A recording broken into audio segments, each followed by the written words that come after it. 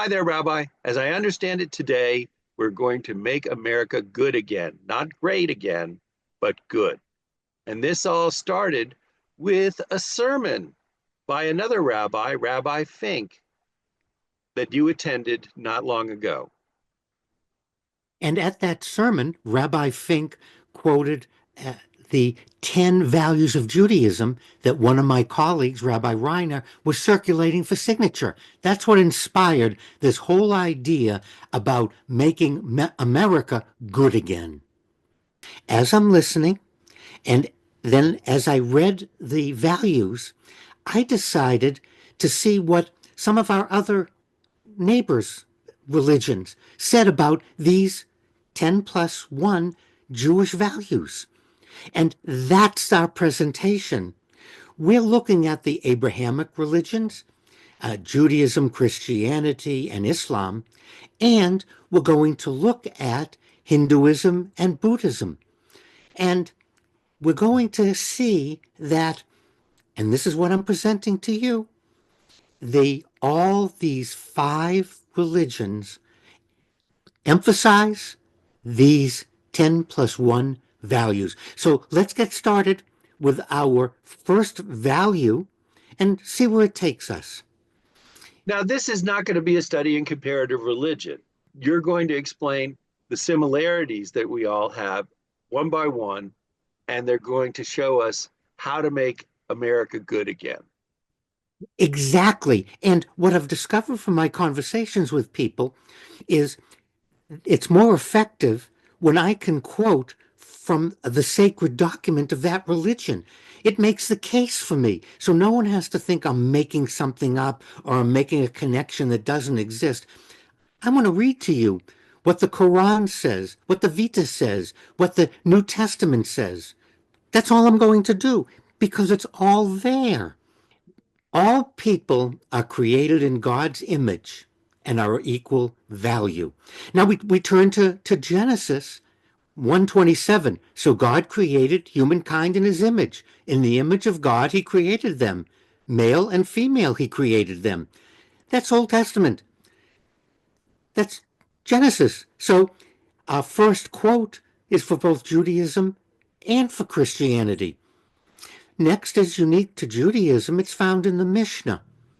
This passage really emphasizes the uniqueness of each of us, created from a single human being. Remember, the word Adam, isn't a person's name, even though we use it.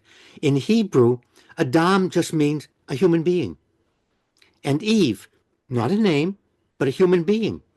And so the Mishnah tells us a human being can destroy the whole world by killing one person, or sustain the whole world by saving one person. What could be a better statement? God's image, and we're all equal. And Christianity, in the image of God, love your neighbor. I mean, Matthew said it, love your neighbor as yourself. And if we go to Galatians, there is neither Jew nor Christian, neither slave nor free, nor male nor female, for you are all one in Christ Jesus.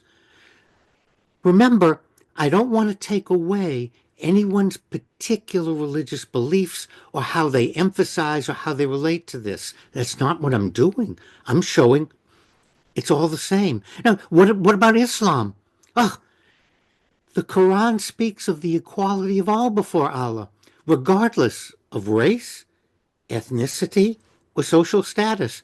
Look, the Quran, Surah 49:13. O mankind, indeed we have created you from male and female, and made you peoples and tribes, that you may know one another. Indeed, the most noble of you in the sight of Allah is the most righteous of you. What could be more of an emphasis of the equality of humanity in creation? And human beings are judged based on their righteousness, not on their religion, not on their dogmas, not on their origin, not on their color, not on their gender, but based on being righteous. Now, Buddhism as we all know, does not have the same idea of a God as the Abrahamic religions do. Buddhism, though, emphasizes the inherent potential for enlightenment in all human beings. The idea that we're all interconnected. We're all part of one. We're all equal in suffering. We're all equal in awakening. Again and again, the Buddha taught we're all equal. And so we can turn to Lotus Sutra, the parable of the three cats. There's a longer passage, but the summary of the parable of the three cats is that we're all working towards the same goal, the potential for being enlightened, for being part of the one. So what is Hinduism? Now, Hinduism presents a little more complex picture. However, the philosophic and devotional traditions within Hinduism emphasizes the inherent divinity within each of us and the importance of treating human beings with respect. Upanishad 6:11. The one God is hidden in all beings, all pervading, the inner self of all creatures, watching over all works, dwelling in all beings, the witness, the perceiver, the only one, devoid of qualities.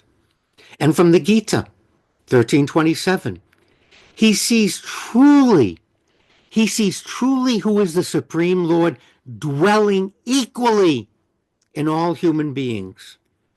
What could be a better statement than dwelling in all human beings? There it is. I gave you the sources. These five religions, and I am convinced if I expanded my search to every religion in the known universe, I would find this value, the equality, and we're created in the image of God in all of them. Well, we have to thank Rabbi Fink for sending you on this journey. We appreciate it very much, as we appreciate you. And we're going to continue this discussion with all the ways that we can find similar notions between the different faiths and how they can all lead us to a better life for ourselves and for everybody around us. And we can all make America good again if we continue to walk on our own religious path with dignity and honor, and recognizing that the values, the light of truth, and that goodness is in the hearts of all our fellow citizens, whether they're Jewish, Christian, Islam, Hindu, Buddhist, or Zoroastrian, or any other religion, because we all share these values.